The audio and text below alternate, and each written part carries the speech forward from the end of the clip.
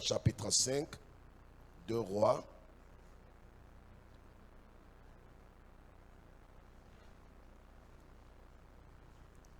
De Rois. Une histoire que vous connaissez tous, mais qui va nous aider dans la pensée du Seigneur ce soir, dans notre transformation. 2 Rois chapitre 5, le verset 1 jusqu'au verset, peut-être on va sauter quelques parties et lire jusqu'au verset 10 ou 11. Parole du Seigneur. On va lire très vite. Naaman, chef de l'armée du roi de Syrie, jouissait de la faveur de son maître et d'une grande considération. Car c'était par lui que l'Éternel avait délivré les Syriens. Mais cet homme fort et vaillant était lépreux. Or, les Syriens étaient sortis par troupes et ils avaient amené captive une petite fille du pays d'Israël qui était au service de la femme de Naaman. Et elle dit à sa maîtresse, « Oh, si mon Seigneur était auprès du prophète qui est à Samarie, le prophète le guérirait de sa lèpre. » Naaman alla dire à son maître, « La jeune fille du pays d'Israël a parlé de telle et de telle manière. » Et le roi de Syrie dit, « Va, rends-toi à Samarie, et j'enverrai une lettre au roi d'Israël. » Il partit, prenant avec lui 10 talents d'argent, 6000 cycles d'or et 10 vêtements de rechange. Merci beaucoup. On va lire le verset 10 pour gagner du temps, compte tenu du temps. Élisée lui fit dire par un messager, Va. Non, lis d'abord le verset 9 pour montrer. Naaman vint avec ses chevaux et son char. Il vint avec ses chevaux et son char. Il va pour une guérison. Hein?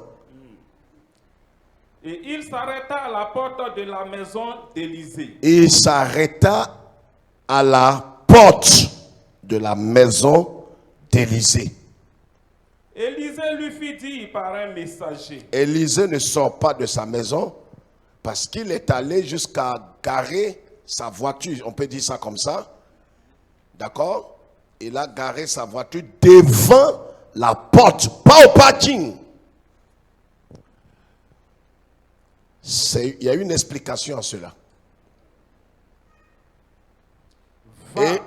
Et Élisée ne sort pas de la maison, quand bien même les chars de Naaman étaient garés devant la porte. Élisée ne sort pas, il envoie un messager.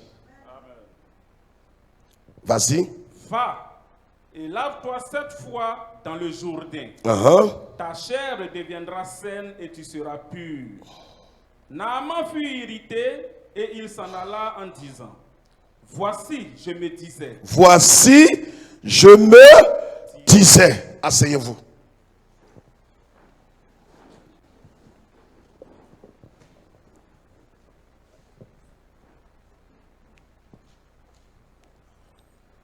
Je me disais, voici la pensée que j'avais. Quand je venais au Seigneur, voici la pensée que j'avais. Je me disais, levez la tête. Nous sommes dans un processus irréversible, fondamental, capital.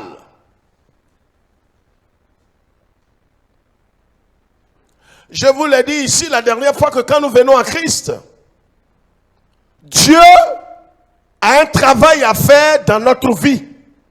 Il a une œuvre à accomplir dans notre vie. Sans cela, nous ne serons nous-mêmes pas à l'aise, ne serons pas crédibles et nous ne serons pas bénis.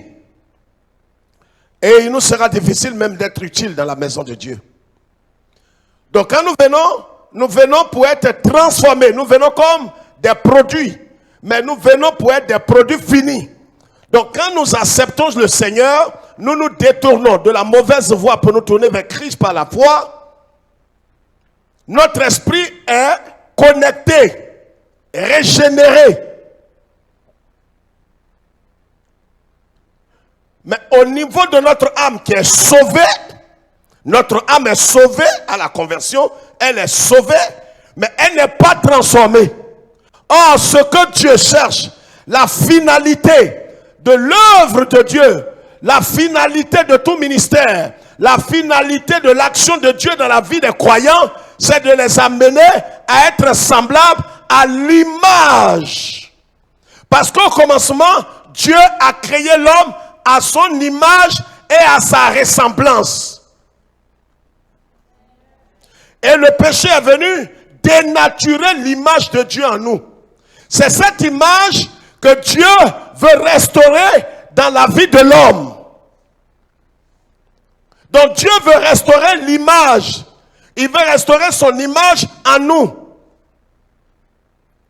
Et pour que cela soit manifeste, il faut nécessairement que, après avoir accepté Jésus, d'abord accepter Jésus et nous exposer nous-mêmes, sans contrainte, sans obligation, sans manipulation, nous devons nous exposer, nous devons librement. C'est ce que le Seigneur Jésus dit en Luc chapitre 9. Il dit, si quelqu'un veut venir après moi, qu'il renonce à sa volonté propre, qu'il s'expose, qu'il accepte de ne plus avoir d'autorité. C'est ce qu'il dit en disant qu'il porte sa croix et qu'il me suive.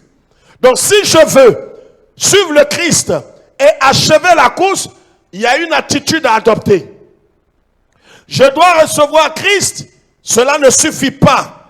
Mais je dois faire quoi d'autre encore? Je dois m'exposer au Saint-Esprit pour que le Saint-Esprit qui a façonné le Christ, le Saint-Esprit qui a conçu Jésus dans les entrailles de Marie, puisse imprimer le caractère. Parce que celui qui a fait Jésus, c'est lui qui a fait son caractère. Ce que Dieu attend de nous, ce n'est pas notre confort immédiat. Si quelqu'un, et c'est pourquoi l'évangile maçonnique qui est enseigné dans le monde entier va détruire l'avenir de plusieurs. Parce que tous ceux qui pensent, un temps soit peu, Dieu veut ton bien-être, il veut ton bien-être. Si quelqu'un dit que Dieu ne veut pas ton bien-être, il a menti. Il veut ton bien-être, mais ce n'est pas la finalité de sa mission dans ta vie. C'est-à-dire la raison pour laquelle le Seigneur t'a sauvé, ce n'est pas d'abord ton confort immédiat. Ça veut dire que si tu n'as pas le confort immédiat, que tu es en train d'être transformé de jour en jour à l'image de son Fils, c'est ce que Dieu attend. Or, pour que Dieu nous transforme de jour en jour à l'image, à la ressemblance de son Fils, ça prend du temps. Et il peut utiliser n'importe quel moyen. Et c'est en cela que beaucoup sont frustrés, découragés. Parce qu'ils se disent, je ne comprends pas ce qui m'arrive. Des choses qui se multiplient, des choses qui se chevauchent dans ma vie. J'en ai marre, j'en ai assez. Et pourtant, j'aime Dieu, je crains Dieu, j'apporte mon offrande, j'apporte mes dîmes. Mais tu es religieux. Tu risques de te suicider, de mourir comme un malheureux. Parce que Dieu, il se donne tout le droit de t'amener à ressembler à son Fils. Mais comment et quels sont les moyens qu'il va utiliser? Ça dépend de lui. Est-ce que quelqu'un m'entend? Est-ce que quelqu'un comprend la parole? Donc comment il va faire?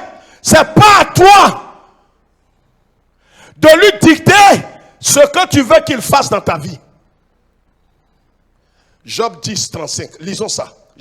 Quand on parle d'études de la Bible, il faut qu'on comprenne. Lis Job 10.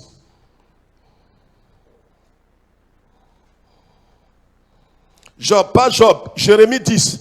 Jérémie d'abord. Jérémie 10, 23. Jérémie 10, 23, s'il te plaît. Je voudrais que ce soit clair dans l'esprit de chacun. Jérémie, s'il te plaît, va vite. Je le sais, ô Éternel, la voix de l'homme n'est pas en son pouvoir. Ce n'est pas à l'homme quand il marche. Ce n'est pas à l'homme quand il marche à diriger ses pas. Regardez, regardez, levez la tête, on a fini de lire. Qu'est-ce que dit le prophète Jérémie? Pourquoi Jérémie dit ça? Arrivé à la maison, vous tous qui nous suivez partout, je vous salue. Lisez ça chez vous en un temps paisible, peut-être à la maison, au bureau. Lisez ça, vous allez voir. Jérémie est l'un des prophètes qui s'est le plus plaint de Dieu. C'est pourquoi Vous allez voir qu'il y a un livre qui porte le nom de Jérémie, mais dans un autre sens. On parle des lamentations. Les lamentations de Jérémie. Parce que Jérémie, à un certain moment, se disait, c'est inconcevable. Vous voyez, quand un chrétien commence à dire, c'est inconcevable, c'est inacceptable, je ne peux pas comprendre dans ma vie que de telles choses se multiplient. Mais en vérité, tu es dans la main du Seigneur. Tu es la propriété du Seigneur. Ce que tu dois retenir, c'est que Dieu ne te fera aucun mal. Ce qu'il fait, c'est pour t'amener à ressembler trait pour trait à son fils. Comment il va faire? C'est son problème. Comment il va faire? Il ne te demandera pas de conseil. Le prophète a compris, le prophète Jérémie a compris qu'en vérité, quand l'homme marche, regarde ici quand on parle. Apparemment, quand quelqu'un est en train de marcher, il se dit dans son cœur que c'est lui qui est en train de guider ses propres pas. C'est vrai ou bien c'est faux? Répondez-moi, tu me regardes, on te pose question, tu ne réponds pas. J'ai dit, quand l'homme marche là, apparemment il se dit que c'est lui-même qui est en train de diriger ses pas. C'est vrai ou bien c'est faux? Tu te dis non, je suis en train d'aller comme ça. En vérité, c'est parce qu'on est orgueilleux. C'est pas toi qui diriges tes pas. Il y a un qui est dans l'invisible qui dirige tes pas. Dis frère, comment? Mais regarde, si ce n'est pas l'Éternel qui dirige tes pas, là où tu es en train d'aller toi-même, c'est-à-dire l'ennemi qui est derrière toi, le malin qui rôde autour de toi, va te conduire dans une destruction. Quelqu'un comprend ce que je suis en train de dire? Souvent tu te dis, on dit il y a eu un accident dans tel lieu. Oh, c'est là-bas que je voulais passer. Quelqu'un n'a jamais dit ça?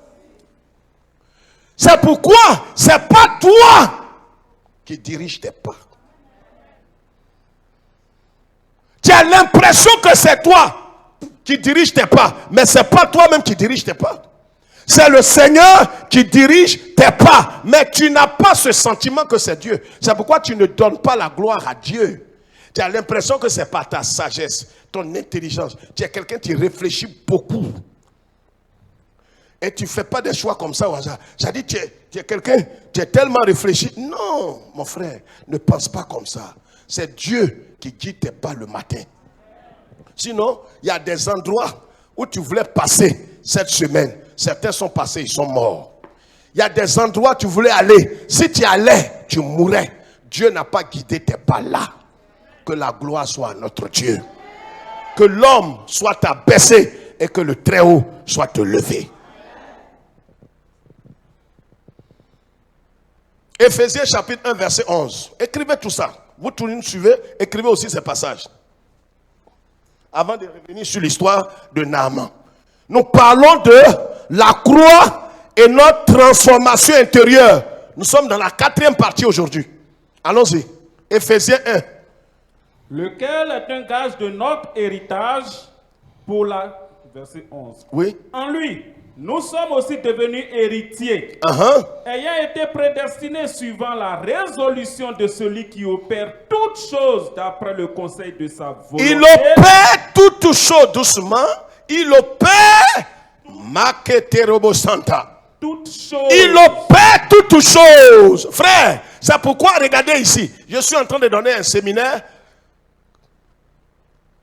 depuis quelques jours pour une semaine avec Campus pour Christ. Et c'est un thème que je suis en train de développer. Regardez, levez la tête. Je vais corriger quelque chose dans la mentalité de certaines personnes. Vous savez, en toute honnêteté, on a ce sentiment que je suis venu, Seigneur, oh makete bokatayete, Seigneur, je vais prier jusqu'à ce que je change ton plan à mon sujet. Non, c'est la mentalité que les chrétiens évangéliques, dans leur grande majorité, ont. C'est-à-dire, on a l'impression que la prière nous donne un certain pouvoir, une certaine capacité de modifier le plan de Dieu à mon sujet. C'est-à-dire, je vais prier, je vais changer mon destin. On a tous pensé comme ça. Ce verset-là nous renverse, nous tous. Dieu, ce qu'il a arrêté sur toi là, c'est depuis l'éternité. Écoute-moi de tes deux oreilles. Avant d'arrêter quelque chose sur toi là, c'est d'après son conseil. C'est-à-dire, il a siégé, il a réfléchi, il a calculé, il a analysé. C'est là qu'il a arrêté quelque chose sur toi.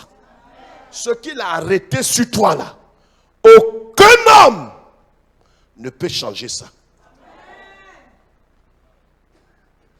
Toi-même, par tes prières et tes invocations, tu ne peux pas changer un iota.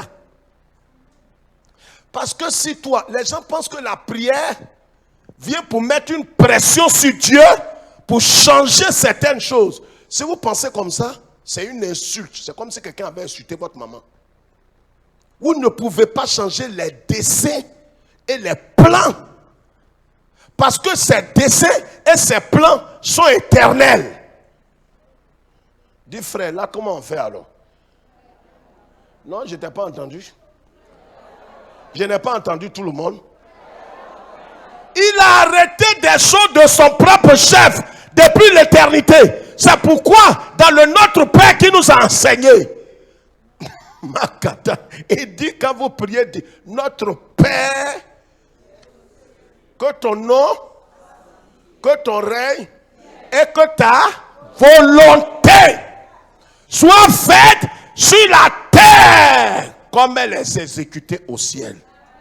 Ça veut dire, quand nous venons à Jésus, on ne cherche pas à changer le plan de Dieu, mais on cherche à rentrer dans le plan de Dieu. Pour ton mariage, il ne va pas changer son plan. Pour ta santé, pour tes affaires, cherche à connaître sa volonté au sujet de tes affaires, au sujet de ton foyer, au sujet de ton travail, et rentre dedans.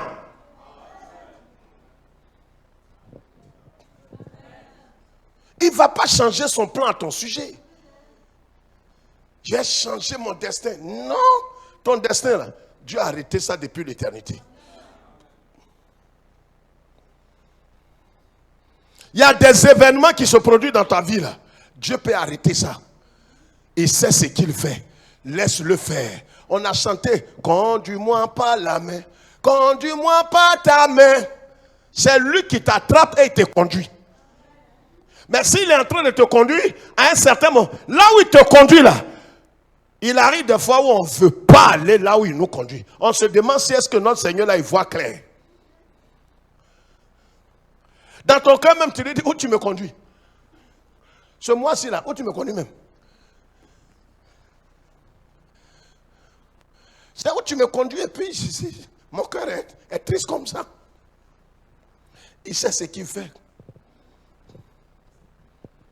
Il opère tout selon son conseil et sa volonté.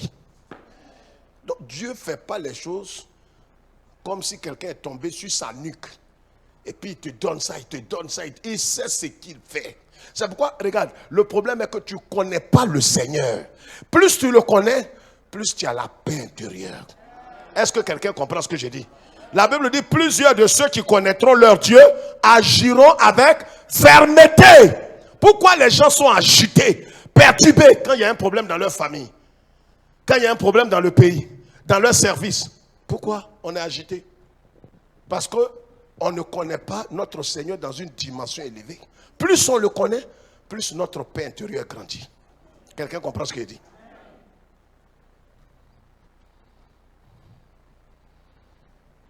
Il veut ce qu'il cherche là. Ce n'est pas ton confort immédiat. C'est pourquoi si tes yeux sont sur toi, c'est comme une femme matérialiste qui a épousé un homme. Une femme cupide, jézabélisme. C'est pourquoi certaines sœurs ne vont jamais dans l'église évangélique connaître d'un mariage. Vous savez pourquoi? Je vous le dis. Parce que tu es cupide. C'est-à-dire tes yeux même sont des yeux cupides. Tu as une mentalité de sauterelle. Je le dis. Pour vous qui êtes assis ici et pour ceux qui nous suivent dans le monde entier. Comment Dieu a visité certaines personnes et naïvement ont laissé passer le temps de la visitation divine. Comment? Parce qu'elles ne sont pas transformées. Parce qu'elles ne sont pas à l'image du Seigneur. Parce qu'elles n'écoutent pas la voix du Seigneur.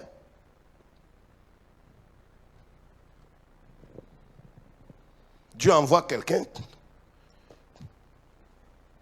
Il a arrêté depuis sa volonté et son conseil avant la fondation du monde. Que cet homme-là, c'est par ton canal qui sera un homme accompli. Mais toi, tu n'as pas compris ça. Toi, dans ta tête, et comme tu es cupide, tu es matérialiste, tu te dis non, c'est lui. Il doit déverser tout son argent sur toi. Pour que tu ailles montrer à tes parents pour dire, ouais, il a souffert jusqu'à il a gagné quelqu'un qui est riche. Or, Dieu te confie quelqu'un qui n'a pas d'avenir humain, matériel. Mais quand il va se connecter à toi, que toi, la grâce qui est sur sa vie va conjuguer sa vie. Pour qu'il ne se frappe pas la poitrine, mais qu'il donne gloire au Dieu de sa femme. Quelqu'un comprend? Et toi, tu rencontres un tel homme, tu le regardes, tu ne sais pas que Dieu veut le faire par ton canal. Et tu le laisses t'en dire, hein, ma fille, comment tu le vois? Papa, il ressemble à rien. Oh. Il ressemble à rien. Je ne sais pas pourquoi Dieu a mis ça sur mon chemin. Je ne sais pas s'il a tué l'homme à l'église. Il ressemble à rien. Oh. Celui que Dieu même me donné là, il ressemble à rien. Oh. Mais c'est parce qu'il ressemble à rien que Dieu veut que tu l'amènes à ressembler à quelqu'un. Il veut t'utiliser. Dieu utilise toujours des canaux, des instruments. C'est pourquoi quand vous voyez un couple qui est béni, très souvent approchez-vous. S'ils sont dans le Seigneur, vous allez voir que les deux là ont traversé des hauts et des bas avant d'en arriver là où ils sont. Mais toi, quand tu les vois dans leur oméga, c'est là que tu veux commencer ta vie. Tu ne sais pas qu'on commence par alpha avant de venir dans oméga. Tu les vois dans oméga, ils sont dans la maison. Ils rient ensemble, ils s'attrapent les mains. Ils mangent les croissants à un lait filtré. C'est là toi tu veux commencer. Dis à quelqu'un c'est de toi il parle comme ça. Dis-lui c'est de toi il parle. Est-ce que c'est dans Oméga on commence? On commence par Alpha. Alpha c'est là qu'on ne te reconnaît pas. Tu marches dans la vallée, tu pleures. Il y a des choses que tu vas faire qui ne ressemblent pas à ta valeur académique. Tu as bac et tu vends diaba. Oignon. Oignon violet, oignon violet, oignon violet. On dit garçon va oignon. Mais c'est ça. Dieu est en train de te faire passer par la vallée. Quand tu es dans la vallée, personne ne te voit. Parce que tu viens de descendre d'une montagne, la montagne des ténèbres. Tu es en train d'aller à la montagne de Dieu. Et toi, quand tu es dans la vallée, et quand tu vois les gens qui sont sur la montagne de Dieu, qui sont à Horeb, tu dis, Seigneur, je possède. On ne possède pas, on grimpe.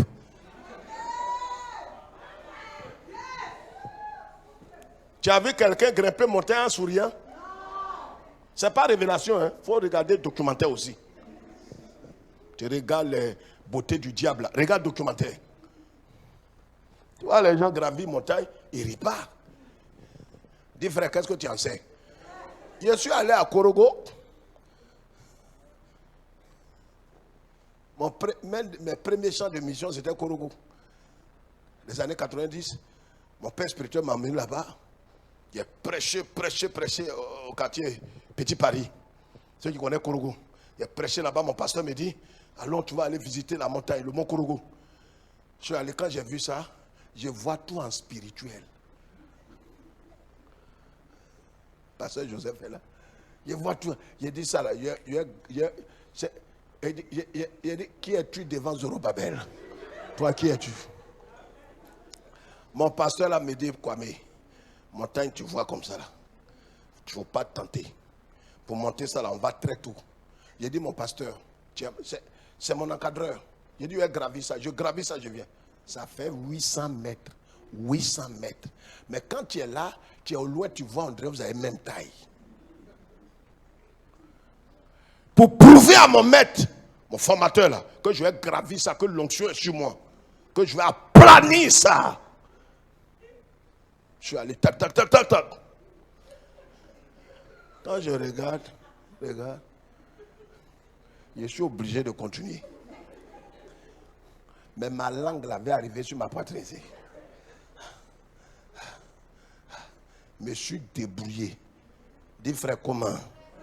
En rampant. Il attrape les abus. Quelqu'un connaît Korogo, non? Il attrape les abus, les zèbres. Je me suis débrouillé, en rampant. Moi qui déclarais que qui es-tu montagne là? De toute façon, je suis monté, je suis allé, je me suis couché au sommet. Je suis là, je demande si Dieu peut me faire la grâce. Si on peut envoyer une petite corde, je vais descendre. Parce que quand je suis là, je suis couché, le vent frais qui me souffle là-bas. Comment faire pour descendre là? Quand je suis descendu,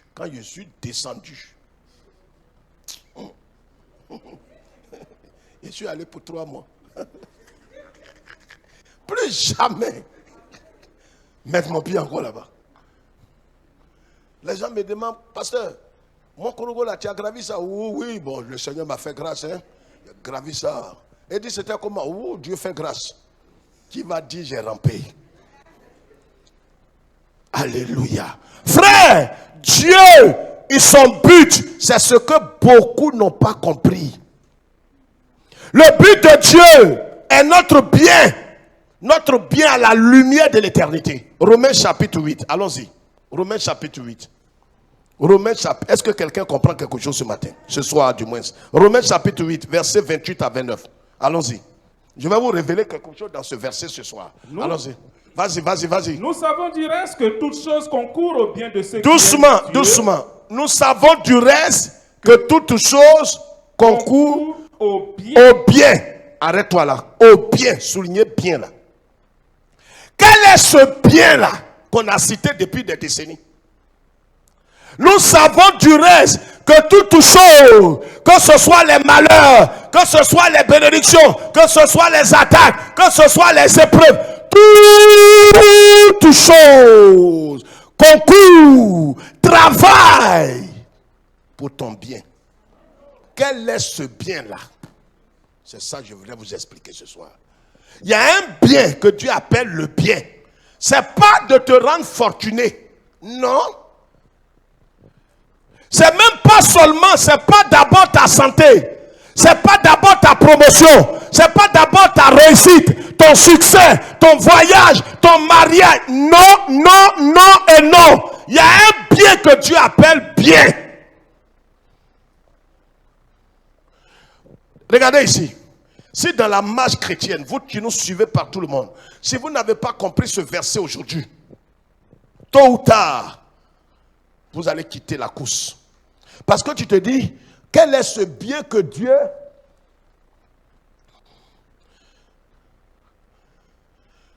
veut me donner?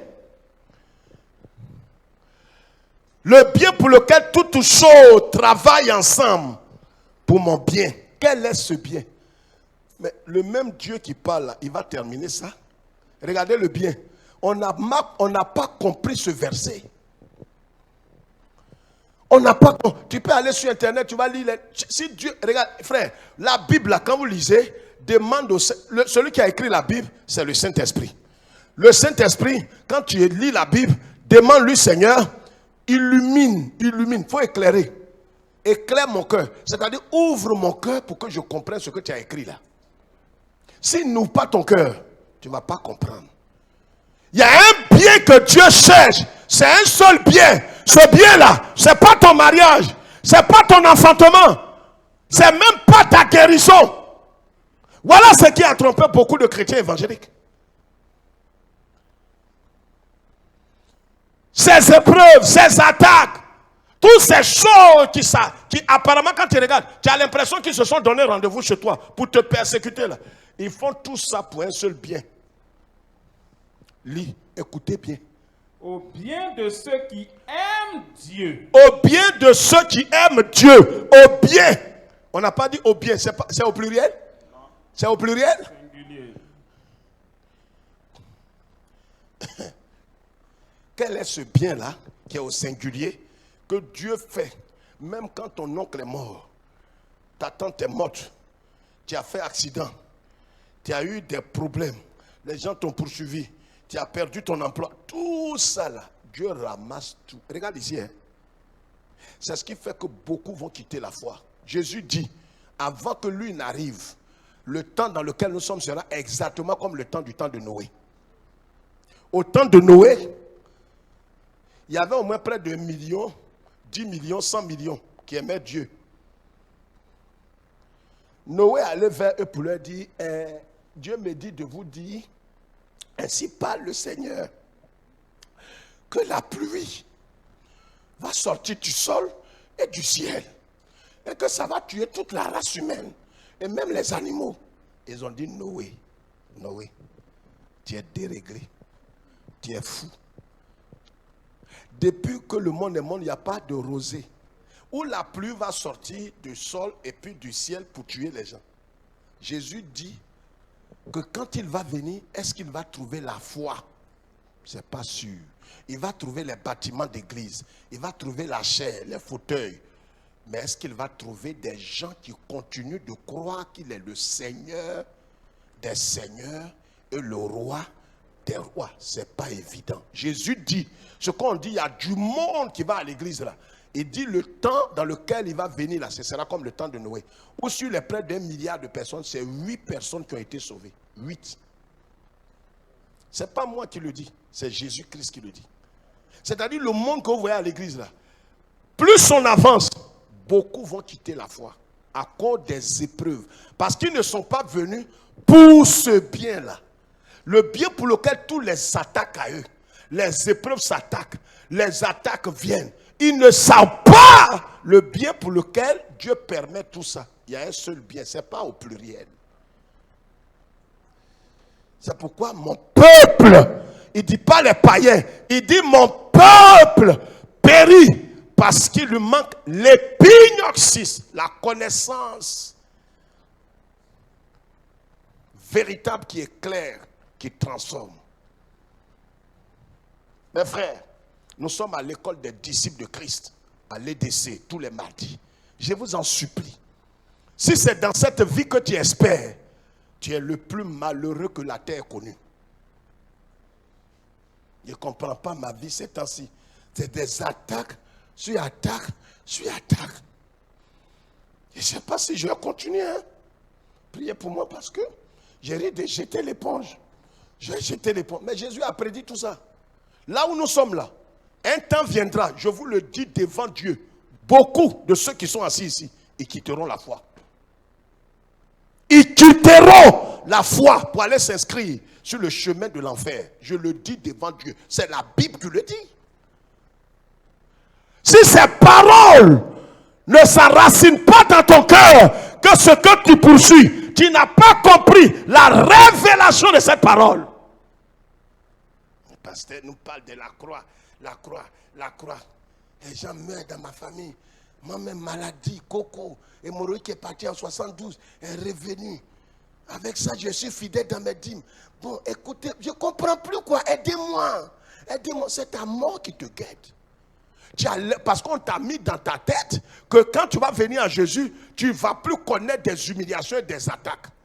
Jésus, tout ce qu'il peut faire, ce que son papa peut faire pour t'amener à ressembler à Jésus du point de vue spirituel, c'est ce qu'il est au travail.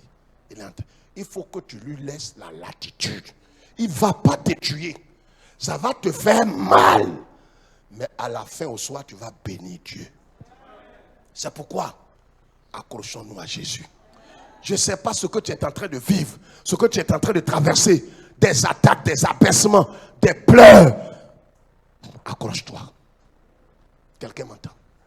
Accrochons-nous. Vous m'avez vu ici. En un temps record, j'ai perdu tous mes parents. Je pouvais dire non, trop c'est trop. Comme un pasteur qui prêche la vérité, qui prêche la sainteté, qui prêche l'amour. Comme il perd son papa, 3 ans après, il perd sa maman, 2 ans après, il perd sa soeur, 1 an après, il perd son frère. J'ai tout perdu. Je pouvais jeter la Bible pour dire Dieu n'est pas la vérité. Mais Dieu sait ce qu'il fait. Il sait où il te conduit. laisse-lui là l'attitude. Est-ce que les sorciers se sont infiltrés en toi pour en train de détruire? Non. Penser comme ça, c'est dire non, Seigneur, tu m'attrapes. Mais tu vois, les gens, ils viennent, ils font quoi? Malgré que tu m'attrapes là, ils font quoi? Ils te dépassent devant toi, ils me frappent. Est-ce que quelqu'un, une maman, tu vas prendre ton fils comme ça, je vois dans la place publique, et puis il y a un petit qui le suit, qui a le même âge que lui, qui est peut-être plus âgé que lui de 2 ans, et devant toi, il tombe sur ton fils pour le frapper. Ça se fait? Est-ce que la maman ne va pas réagir?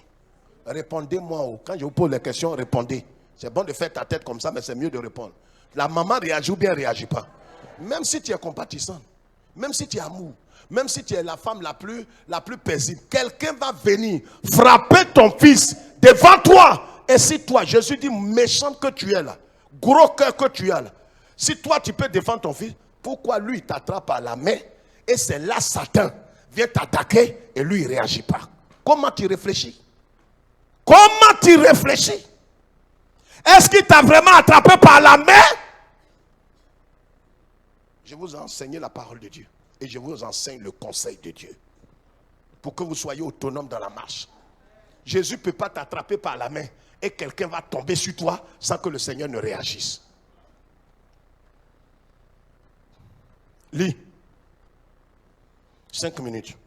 Au bien de ceux qui aiment Dieu, de ceux qui sont appelés selon son dessein. De ceux qui sont appelés. Le bien là, dont il fait concourir toutes choses. C'est pour ceux qui sont appelés. Lis. Selon son dessein. Selon, ça veut dire que ces gens-là, Dieu, il ne fait, c'est pas quand il a créé le monde qu'il t'a connu. C'est-à-dire le jour que Dieu m'a dit, c'est-à-dire, c'est à 70 ans, je suis venu à Jésus. Quand le Seigneur, c'est-à-dire quand Bible, prenez ça. Il y a des livres, il faut lire, hein, mais Bible, prenez, retirez-vous et lisez Bible. C'est-à-dire quand Dieu se révèle à vous, là, c'est plus doux que tout. Il dit l'agneau qui a été immolé avant la fondation du monde. Hey! Mais comment? L'agneau est venu quand le monde est créé? Non. Je vous ai enseigné ici que Dieu, ce n'est pas un pompier. Il a préparé tout. Tout. Avant qu'il ne crée les anges, il ne crée l'homme. Il sait qu'en créant les anges, on appelle ça l'omniscience absolue de Dieu.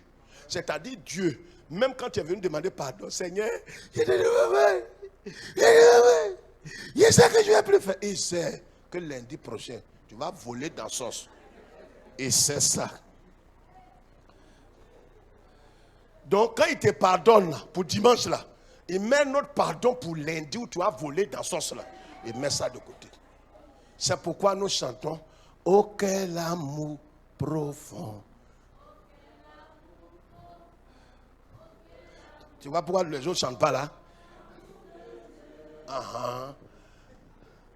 L'amour de Dieu, l'amour que Dieu a pour toi. Mais s'il veut faire les tic-tac, il y a longtemps il t'a égorgé. Il y a longtemps il t'a tué. Même pardon, les gens vont se coucher devant Dieu. Oh Seigneur, Seigneur, Seigneur. Pendant qu'il crie, il ouvre les lèvres. Seigneur, je ne vais plus faire.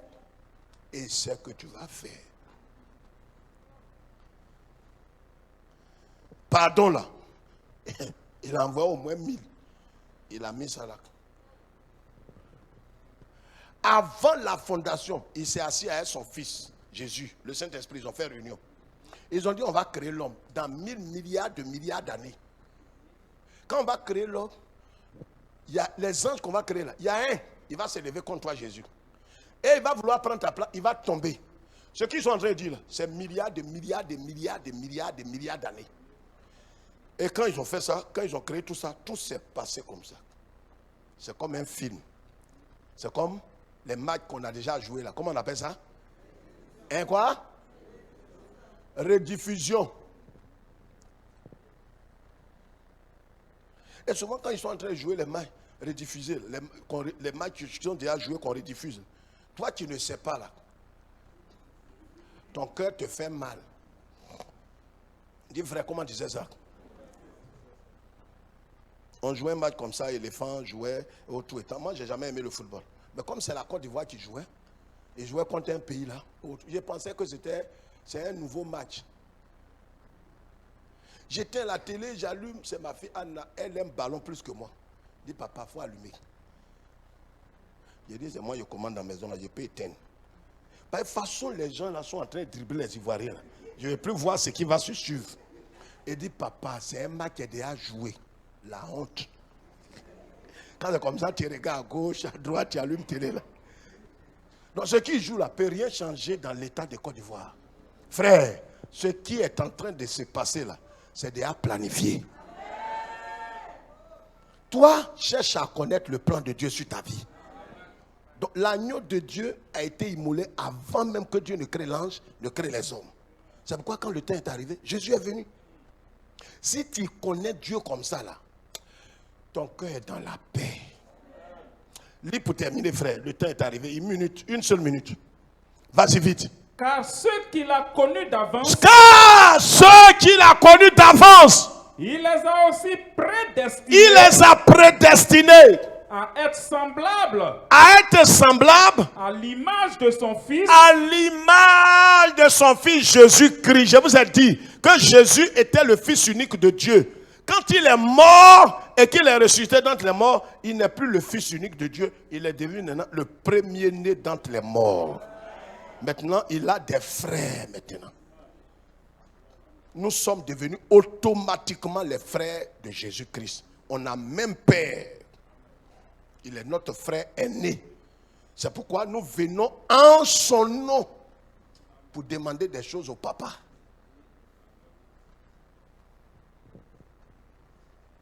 Donc ici, le bien là, c'est être semblable à son fils.